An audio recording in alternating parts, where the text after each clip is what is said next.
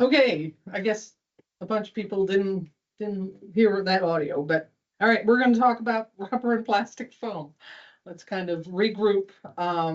Right, rubber is cooked when it's done and can't be reformed, and closed cell polyethylene foam can be reformed and moved. Okay. Here I am. Oh, you think I gotta use that?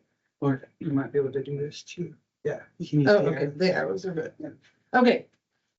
All right, let's talk about some of the polymers. Again, I know this is some of this is dry information, but it's important.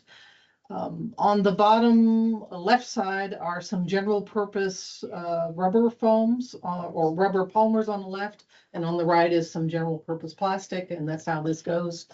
In the middle starts some specialized products, some blends of EPDMs, neoprene and SBR, or neoprene.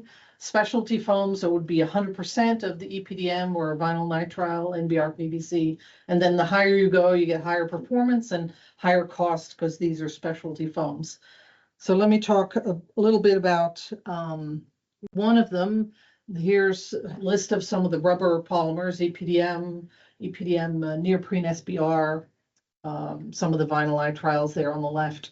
So the key indicator or the key characteristic for neoprene, as an example, is the stretchiness, the high elongation. So this is pros and cons of some of these polymers. So neoprene in the middle has high elongation, so it's stretching. So we're going to pass this one around. So this is like a neoprene foam covered in fabric for your tablet. Also think about your wetsuit, right? Everyone is running around in Elkhart with a wetsuit, I'm sure. And so this is my dog flotation device. And this is also the same thing. It's a doggy neoprene wetsuit for them to stay warm while they're duck hunting. So this is neoprene foam, and it's elastic so it can stretch.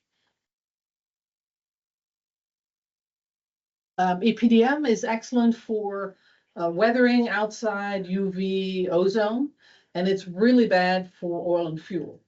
Vinyl nitriles, NBR, PVC there in the middle are good for flame, oil, and fuel, but they are really bad for low temp. Okay, so I had some of my foam samples in my car last night at 13 degrees, and some were hard as rocks, and we'll talk about that a little later.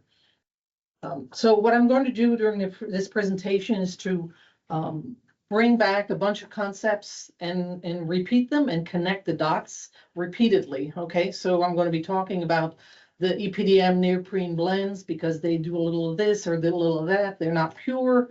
The vinyl nitriles are again great for oil and fuel and flame.